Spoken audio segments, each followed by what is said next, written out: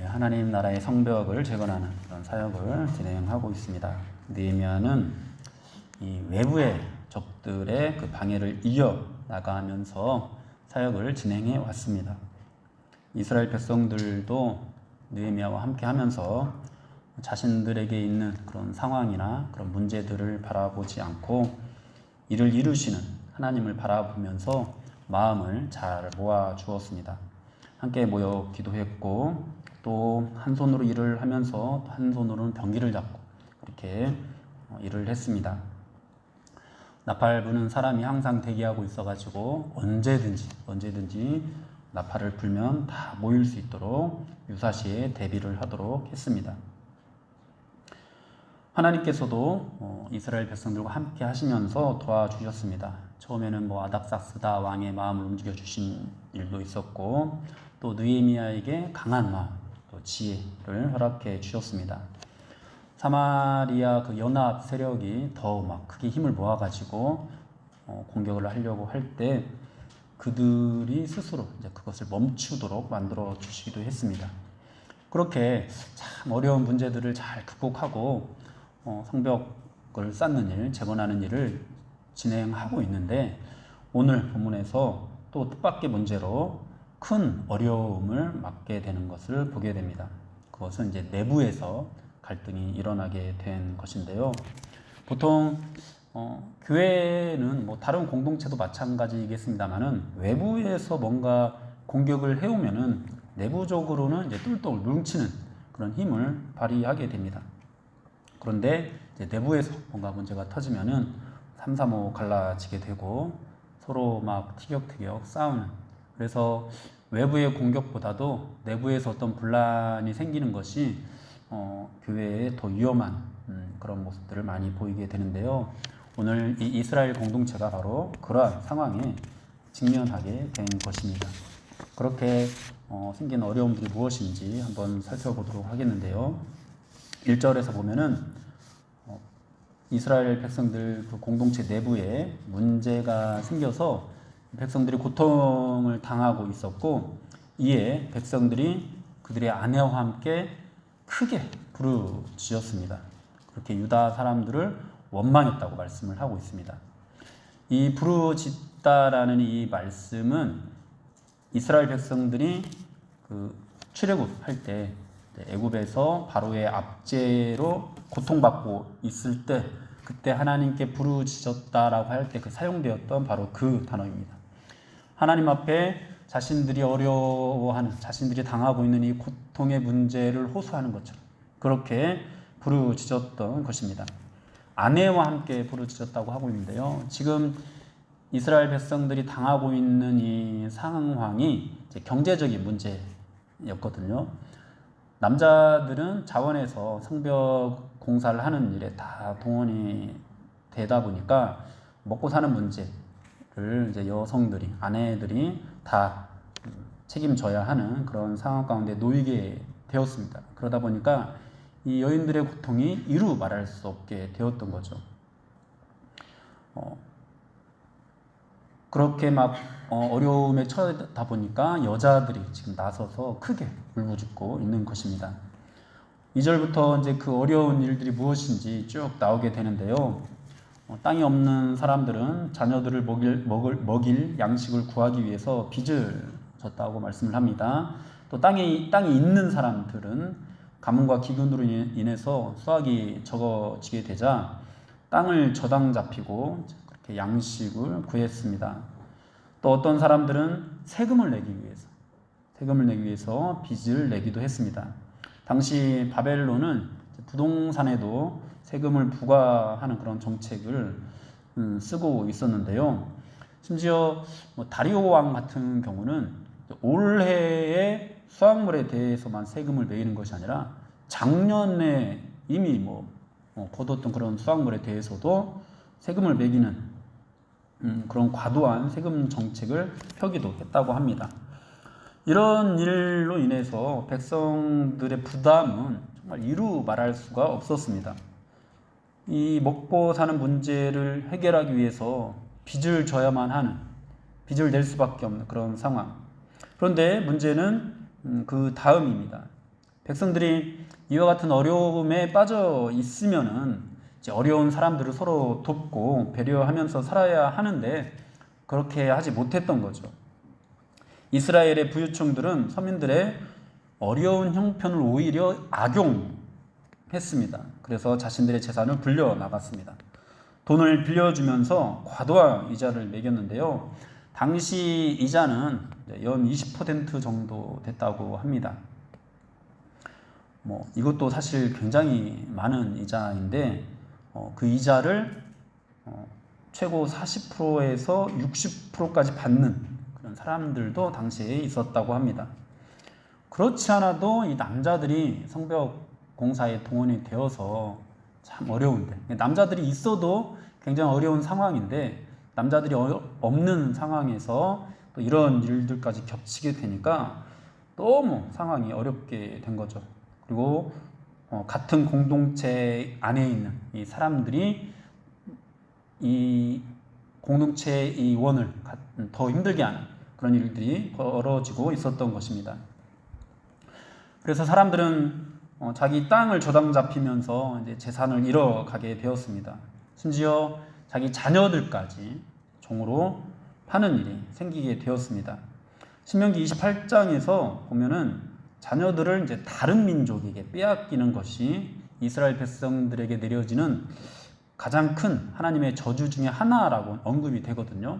그러니까 다른 민족에게 팔리는 것이 굉장히 큰 저주인데 굉장히 혹독한 거죠. 그러니까 근데 그 종으로 팔리는 것이 비록 다른 민족은 아니지만 같은 민족에게 같은 동포가 이제 그런 끔찍한 일을 자행하고 있었던 것이죠. 사실 이런 문제는 하루아침에 불거진 문제는 아니었습니다. 그러니까 이때만 있었던 문제가 아니었습니다. 이제 이스라엘 백성들이 하나님의 은혜로 예루살렘으로 돌아오게 되고 난 후부터 줄곧 이제 있었던 일인데요. 이 사람들에게는 이제 돌아와서 이제 성전도 재건하고 여러 가지 일들을 하긴 했습니다만은 한 민족, 한 공동체라는 그런 정신이 결여되어 있었습니다. 그래서 처음 이 예루살렘에 정착하면서부터 이런 일들, 그러니까 이 식량을 구하기 위해서 빚을 져야 되는 그런 상황들이 있기도 하고, 또 이 식량 때문에 땅을 저당 잡히는 그런 일이 있기도 하고, 또 이제 부자들에게 돈을 빌리면은 굉장히 높은 이자를 매기는 그런 일들, 이런 일들이 그러니까 원래부터 있었던 일인 거죠. 다만 그것이 부각되지 않았을 뿐이었습니다. 그렇게 수면 아래에 있던 문제들이 이제 수면 위로 드러나게 된 것은 느헤미야가 오고 난 다음부터인데요. 느헤미야가 총독으로 오고 이제 성벽 공사를 시작하면서 우리는 하나다, 우리는 한 민족이다, 이런 것을 강조하기 시작했습니다. 그렇게 마음을 모아서 성벽 공사가 시작되었습니다. 그런데 성벽 공사가 시작되니까 가난한 사람들, 이 서민들이 이제 그 삶이 더 힘들어지게 된 것이죠. 그리고 이제 그들의 눈에 이제 그 귀족들이나 민장들, 그런 지도자들, 부자들이 하는 그런 행동들이 뭔가 이해가 되지 않는 그런 모습들이 보이게 되었습니다. 한 민족임을 강조하면서도 같은 동포에게 높은 이자를 매기고, 그리고 자녀들까지 종으로 이제 데려가 버리는 그런 것들이 이제 위선으로 느껴지게 되었고, 그런 모습들을 받아들일 수 없는 그런 상황에 놓이게 된 거죠. 결국 이제 불만이 터지게 되었고, 입으로만 한 공동체라고 떠들지 말고 이제 우리가 좀 뭔가 살 수 있도록 배려를 해달라, 그렇게 지금 부르짖고 있는 것입니다. 이러한 부르짖음을 들은 이 느헤미야는 크게 분노했습니다. 6절에서 보면은 크게 노하였다고 말씀을 하고 있습니다. 불의를 보고 참지 못하는 이 거룩한 분노였죠. 이러한 일들은 성벽 재건을 꿈꾸는, 그러니까 하나님 나라의 회복을 기대하는 그런 공동체의 모습이 아니었습니다. 만약에 이와 같은 일들이 계속 되어진다면은 온갖 어려움을 감수하면서까지 성벽을 재건할 그런 필요성을 이 사람들은 느끼지 못하게 될 것이 뻔했습니다. 그래서 예수님께서 성전에서 장사하는 사람들을 보면서 분노했던 것처럼 느헤미야도 이 귀족들의 그런 탐욕에 분노를 하게 된 겁니다. 그런데 곧바로 감정적으로 대응하지는 않았습니다. 7절에서 보면은 깊이 생각하고 깊이 생각했다고 말씀을 하고 있습니다. 그렇게 깊이 생각하면서 피해자들의 그 탄식과 원망을 살핀 거죠. 그리고 그런 일들을 자행했던 어떤 그런 증거들도 모았을 거고, 실제로 어떻게 구체적으로 어떻게 그런 일들이 행해지고 있는지, 누가 그런 일을 당했고 누가 그런 일을 행했는지 그런 것들을 잘 살폈던 거죠. 느헤미야는 참 열정적인 사람이었지만은 감정적으로 행동하지는 않았습니다. 자신의 분노를 냉정하게 다스릴 줄 아는 그런 지도자였습니다. 느헤미야는 그렇게 깊이 생각하고 잘 살피면서 이 상황을 어떻게 풀어나가야 할지 이제 마음속으로 다 정리를 하게 되었습니다. 그러고 나서 귀족들과 민장들을 다 모았습니다. 7절 끝에 그들을 쳐서라고 말씀을 하는데, 이 쳤다라는 그 원어의 뜻은 두다, 세우다 이런 뜻입니다. 그래서 모이게 했다라고 우리가 이해하는 것이 더 좋을 것 같습니다. 그리고 이제 그들을 꾸짖기 시작하는데요. 사실 유대인들은 이제 불과 얼마 전까지만 하더라도 바벨론에서 포로 생활을 하고 있었습니다. 그들은 이제 나라를 이룬 그런 서름 속에서 이방인들에게 종으로 팔리는 그런 일까지도 당하고 있었습니다. 그런데 하나님께서 은혜를 베푸셔서 그런 어떤 압제된 생활로부터 풀려나게 되었고, 그렇게 고국으로 돌아오게 되었는데, 자신들이 받은 은혜를 금방 잊어버리고 자기 백성에게 이방인들이 자신들에게 행했던 것과 같은, 그러니까 그들의 문화, 그들의 가치, 그들의 생활 습관, 어떤 생활 방식들에 그들도 젖어 있었던 거죠. 보고 배운 거죠. 그래서 그런 생활 방식들을 똑같이 자기 민족들에게 적용하고 있었던 겁니다. 8절에서 보면은 이방인의 손에 팔린 우리 형제 유다 사람들은 우리의 힘을 다하여 도로 찾았는데 너희가 형제를 지금 팔고 있다. 우리의 손에 그것을 팔리게 하겠느냐. 그렇게 이제 꾸짖고 있는 것을 보게 됩니다. 이어서 9절에서 또 느헤미야의 말은 계속됩니다. 느헤미야는 세 가지 이유를 제시하면서 그들이 행하는 일들을 당장 멈춰야 된다고 그렇게 말을 합니다. 첫째, 그들의 소행이 좋지 못했다고 말을 하고 있습니다. 하나님의 백성들은 세상 사람들과 다른 가치관을 가지고 세상이 행하는, 추구하는 그런 방법대로가 아니라 율법의 가르침을 따라야 하는데, 그래서 하나님을 사랑하고 이웃을 사랑하는 그런 삶을 살아야 되는데, 지금 이스라엘 사람들이 이 약자에 대한 배려가 전혀 없었던 거죠. 그런 행실들이 옳지 못하다라고 지적을 하고 있고, 또 9절 중반쯤 보면은 이방 사람들의 비방거리가 될 거라고 그렇게 말을 하고 있습니다.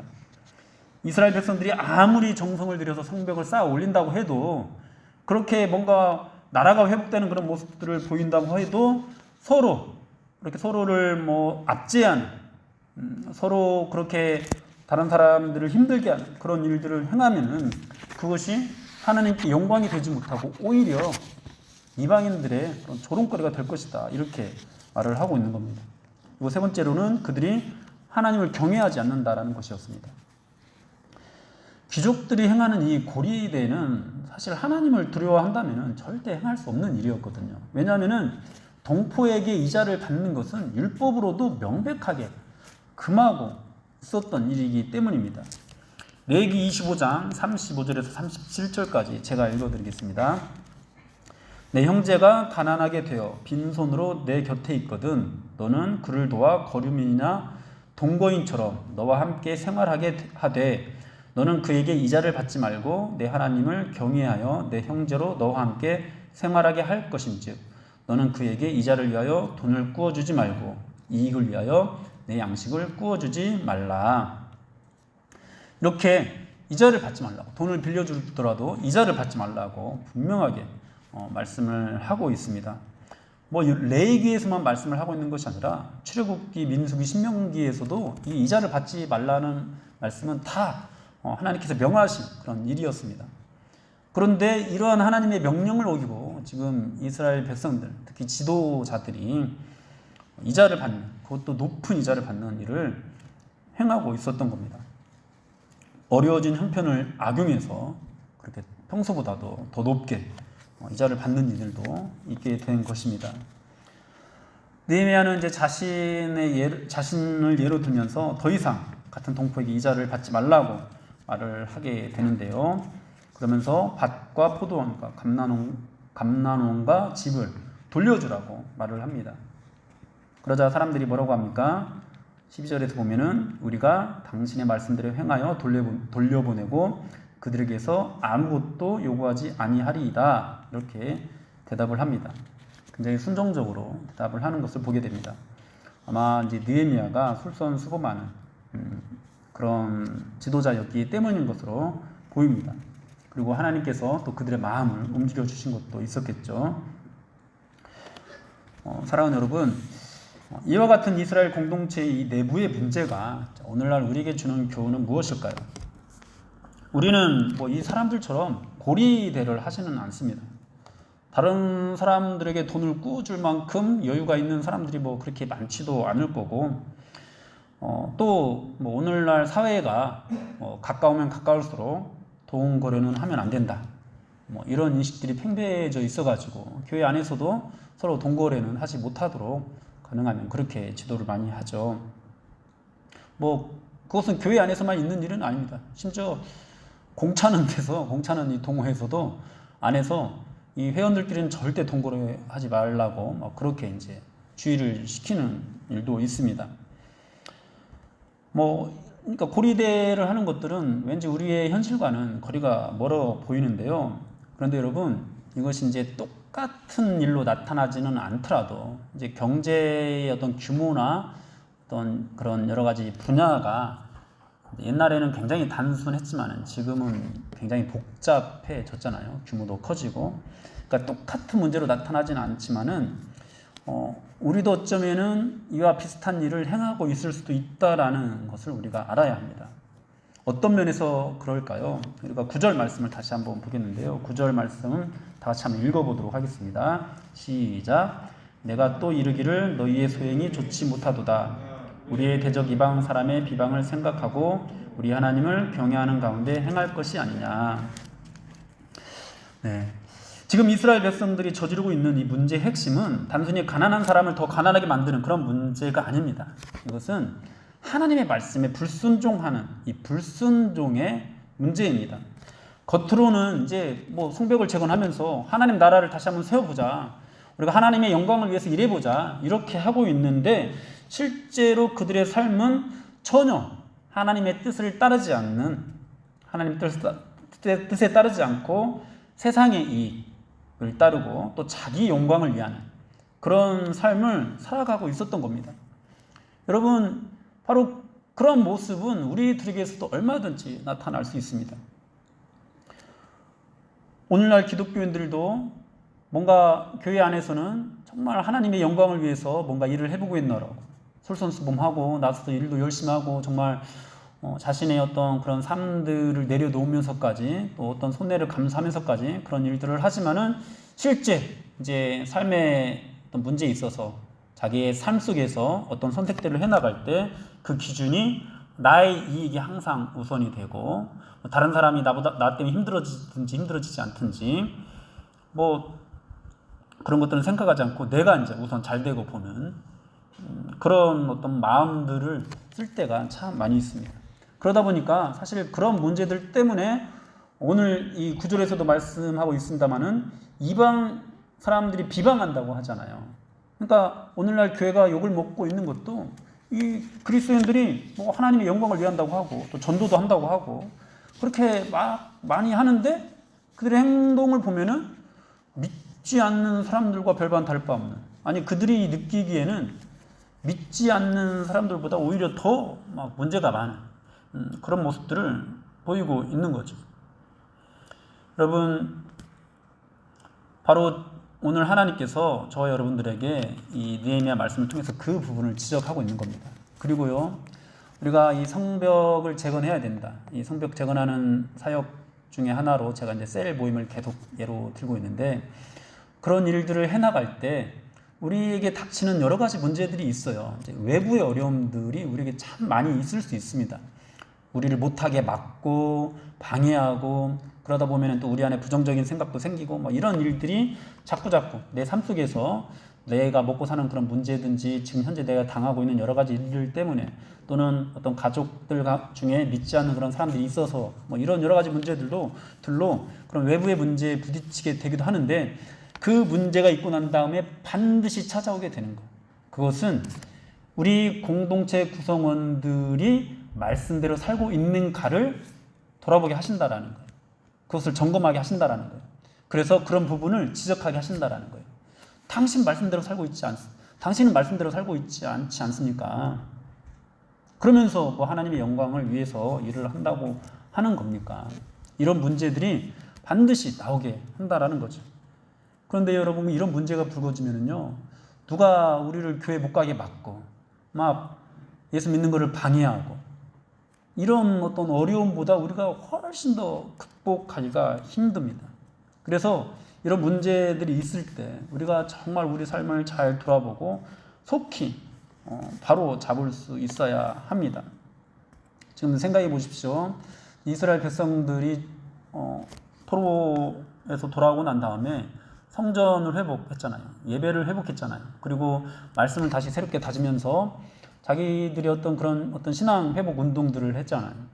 그런데 이제 성벽이 재건되지 않으니까 그들이 계속해서 삶이 피폐하고, 그러다 보니까 그냥 자기의 이익만을 추구할 수밖에 없는 그런 상황들이 놓이게 되고, 또 어떤 그런 말씀들을 적용하는데 어떤 자기 이익과 맞물리면은 이제 그것이 어떤 율법의 정신을 따르기보다도 자기 이익을 먼저 따르는 그런 일들이 자행되고 있는 그런 상황에서 이제 하나님께서 느헤미야에게 성벽 재건이라는 그런 소명을 주셨는데, 여러분, 이런 일들을 할 때 하나님께서 이제 교회가 어려움에 직면하게 되는 그 문제가 바로 말씀대로 살지 않는 것이라고 오늘 우리에게 가르쳐주고 있는 겁니다.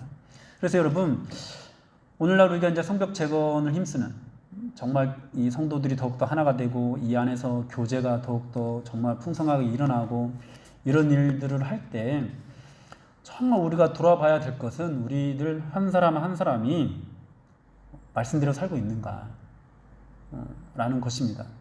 왜냐하면 반드시 이것이 지적을 받게 돼 있거든요.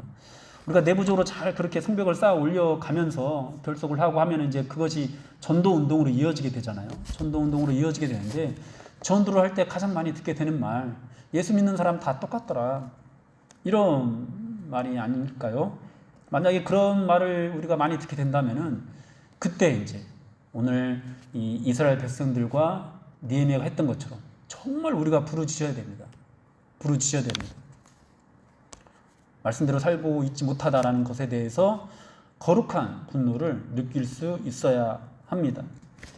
우리 한국 교회는 제 개인적인 어떤 견해이긴 합니다.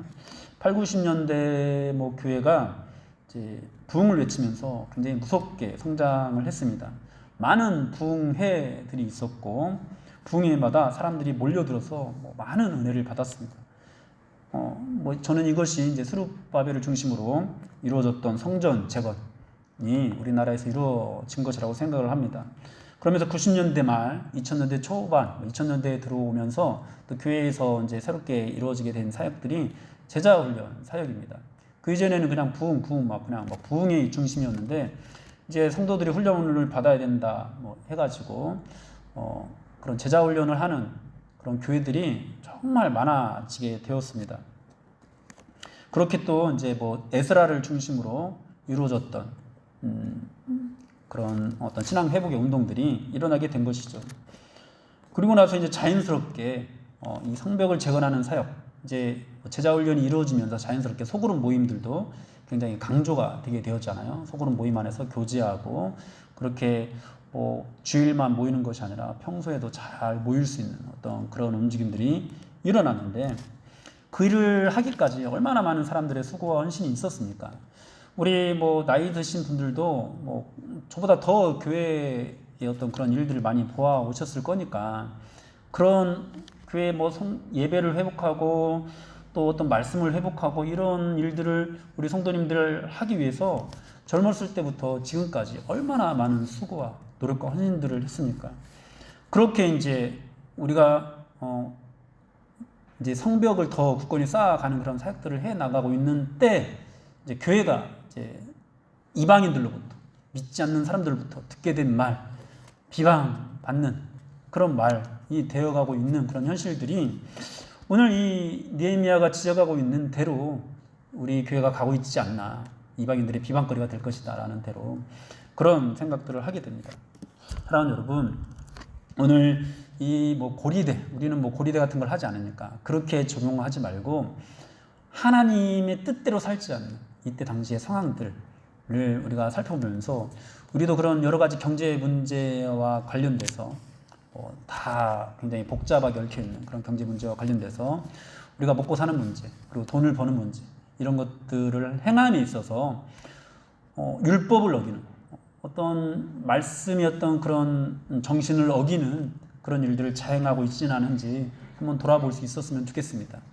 그것이 사실 그런 어떤 이기적인 그리스도인들의 행동이 이방인들, 믿지 않는 사람들에게 너무나 많은 상처를 주어서 오늘날 교회가 욕을 먹고 있다고 생각합니다. 아니, 꼭 교회 안 다니는 사람들만 그렇게 보는 것이 아니라 교회 안에 있는 사람들도 그런 것들 때문에 상처를 받고 또 교회를 떠나버리는 그런 일들도 너무나 많이 있었던 것 같습니다. 제가 어떤 청년하고 이제 상담을 하게 된 일이 있었는데요. 그 청년이 제가 섬겼던 그 교회를 다니던 청년이 아니었어요. 그냥 하루 나온 청년이었어요. 원래 다니던 교회가 있었는데 그 교회에서 상처를 받고 교회를 옮긴 거예요. 그래서 그 교회를 다니면서 열심히 다닌 지 얼마 되지 않았지만은 청년부 활동도 열심히 하고 또 주일학교 교사도 열심히 하고 그렇게 이제 하고 있는데 정말 교회도 그렇게 잘 적응해 가고 있는데 또 그 교회에서 만난 다른 청년 리더가 자기가 일하고 있는 그 회사에 들어오게 됐답니다. 근데 들어와가지고 하는 행동들이 정말 좀 말이 안 되는 그런 일들을 많이 했었나 봐요. 그래서 결국 또 이 청년이 그 교회를 떠날 수밖에, 그 친구를 보면은 도저히 못 살겠다라는 거예요. 이 친구가. 그러니까 이 교사분들은 왜 너 열심히 하는데 교회를 옮기냐 그러는데 뭐 다 말할 수는 없고 그냥 이렇게 돼서 도저히 저 사람 얼굴 보고 다닐 수가 없겠습니다. 라고 해서 교회를 옮기려고 마음먹고 이제 그 교회를 한번 제가 섬기던 교회를 이제 방문했던 그런 것이었거든요. 그러니까 이 교회 내부적으로도 그렇게 우리가 정말 그리스도인답게 살지 못해서, 그러니까 생활 속에서 교회 안에서는 뭐 하나님 영광을 위한다고 열심히 일은 하는데 성벽을 재건하는 일은 하는데 밖에서는 어떤 생활하는 그런 모습들이 하나님 말씀을 따르지 못해서 상처를 주는 일들이 굉장히 많아서 사람들이 교회를 떠나게 하는 그런 일들을 자행하고 있다는 것들을 우리가 인식을 하고 오늘 이 말씀을 통해서 다시 한번 우리가 삶을 돌아볼 수 있었으면 좋겠습니다. 외부의 적들과 싸워서 이겼잖아요. 이제 내부의 문제, 내부의 갈등들, 그것이 어디로부터 오는가? 우리가 주님 뜻대로 살지 않은 것에서 기인한다라는 사실을 우리가 기억하고 우리 공동체 내에서 얽히는 그런 것은 없을지라도, 왜냐하면 경제가 하도 복잡하다 보니까. 근데 전체 이 땅에 있는 우리 대한민국에 있는 전체 교회를 놓고 보면은 아마 여기저기서 믿는 사람들하고 다 얽혀 있을 겁니다. 그런 상황 가운데서 먼저는 서로 믿는 사람에게 상처를 주지 않을 수 있는 우리가 되어야 할 것 같습니다. 그래야 진짜 이 성벽이 온전하게 재건될 수 있기 때문입니다. 오늘 본문을 보면은 느헤미야가 민장들과 귀족들을 다 모아놓고 이들을 단호하게 결단을 시키는데요. 이 성벽이 빨리 재건될 수 있었던 그 이유는 바로 이런 즉각적인 결단, 즉각적인 회개와 즉각적인 어떤 결단이 있었기 때문이 아닌가. 참 이런 결단들을 현실적으로 하기는 굉장히 어려운 일인데, 그래서 이제 먼저 여기 있는 우리부터라도 기도하고 우리부터라도 먼저 결단할 수 있었으면 좋겠습니다. 이 성경에 나오는 것과 같이 정말 즉각 다 모든 사람이 다 결단해가지고 느헤미야가 이렇게 지시한 대로 다 자기 어떤 경제적인 이익을 그동안 당연하게 여겨왔던 그런 이익을 포기하는 거잖아요. 그러니까 이 사람들은 부당한 것이라고 생각한 것이 아니거든요. 정당하게 내 경제 활동을 통해서 내가 얻은 이익이다 이렇게 생각을 하고 있던 것들이거든요. 그런 것들을 포기하는 것이 얼마나 어려웠겠습니까? 그런데도 그런 것들에 대해서 즉각적으로 반응하는 그런 모습들을 보이고 있습니다. 그런데 여러분, 우리가 성벽을 온전하게 세우려면은 바로 이런 것들을 반드시 거쳐야 하고, 그래서 성도들을 통해서 즉각적인 삶의 변화들, 즉각적으로 내가 삶을 돌이키는 것들, 이런 모습들이 많이 나와야 정말로 이 교회의 성벽이 더 튼튼하게 세워지는, 그래서 이 삶이 회복되고 서로 얽히고 설킨 가운데서 오히려 그것이 연합하는 힘으로 작용을 하게 되고, 그렇게 강력하게 정말 주님 따르는 삶으로 엮어진 이 공동체가 또 세상을 향해서 이 생명의 빛을 전하는 그 힘이 더 크게 되는 그런 일들이 일어나게 될 것입니다. 그러나 여러분, 오늘 성벽 재건의 역사가 어떻게 이루어진지를 다시 한번 잘 살펴보면서 먼저 우리부터 삶을 돌이키는, 말씀대로 살고 있는가를 돌이키면서 우리 삶을 돌이키는 그런 저와 여러분들이 될 수 있기를 주님 이름으로 축원합니다. 아멘.